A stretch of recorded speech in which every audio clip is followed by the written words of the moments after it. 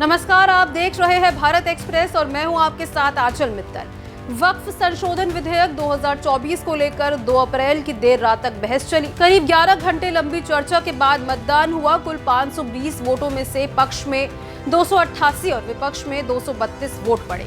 कई विपक्षी नेताओं द्वारा पेश किए गए संशोधनों को पूरी तरह खारिज कर दिया गया।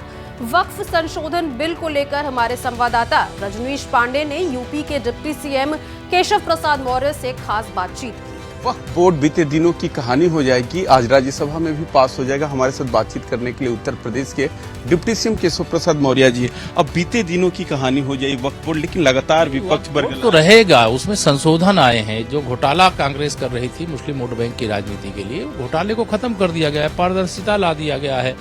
जो सच होना चाहिए, मतलब यह भ्रष्टाचार मुक्त भारत, विकास के पथ पर बढ़ता हुआ भारत, आत्मनिर्भर बनता हुआ भारत, इसमें इस प्रकार के घोटाले हो रहे हैं जिसकी इतनी बड़ी प्रॉपर्टी है, जिसमें लूट मची हुई थी, उस लूट की छूट अब नहीं रहेगी, क्योंकि माननीय नरेंद्र मोदी जी ने गरीब मुसलमानों का भी भला करना होना चाहिए, यह प्राथमिकता में रखा है।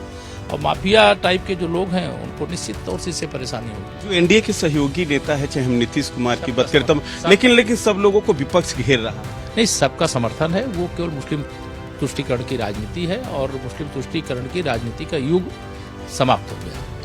विपक्ष पे उन्होंने करारा हमला बोला, कहा कि मुस्लिम तुष्टीकरण की वो लोग राजनीति करें, इसी बहाने अपनी राजनीतिक रोटी सेक रहे हैं। यूपी के डिप्टी सीएम केशव प्रसाद मौर्य ने कहा कि वक्फ संशोधन बिल गरीब मुसलमानों के लिए सपा कांग्रेस भ्रम फैला रही है। साथ ही ये भी कहा कि विपक्ष तुष्टीकरण की राजनीति में डूबा हुआ है।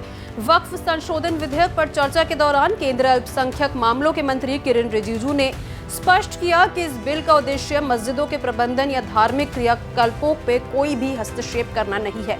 उन्होंने ये भी कहा कि सरकार ने सेंट्रल वक्फ बोर्ड में कम से कम 2 महिलाओं और राज्य वक्फ बोर्ड में 1 महिला सदस्य की नियुक्ति का प्रावधान किया है। रिजिजू ने यह भी कहा कि विपक्ष बिना तर्क के विधेयक को असंवैधानिक बता रहा है, जो कि गलत है।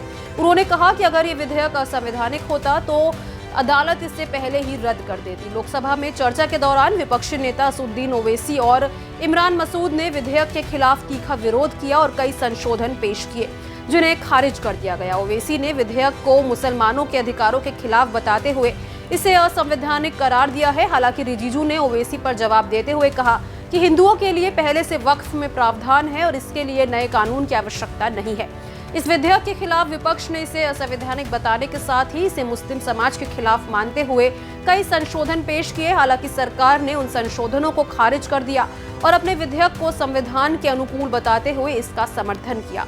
लोकसभा में इस बिल पर मतदान के दौरान सरकार को बहुमत हासिल हुआ और अब ये बिल लोकसभा में पास हो गया है। आपको बता दें कि वक्फ संशोधन विधेयक वक्फ संपत्तियों के प्रबंधन में सुधार के उद्देश्य से लाया गया है, जिसमें पारदर्शिता और महिलाओं की भागीदारी को बढ़ावा देने का प्रयास किया गया है। लोकसभा में पास होने के बाद अब इसे राज्यसभा में भी पारित किया जाएगा और उसके बाद ये कानून का आकार ले लेगा। तो आपकी इस पर क्या राय है, कमेंट बॉक्स में जरूर शेयर करें। साथ ही हमारे चैनल को जरूर सब्सक्राइब करें।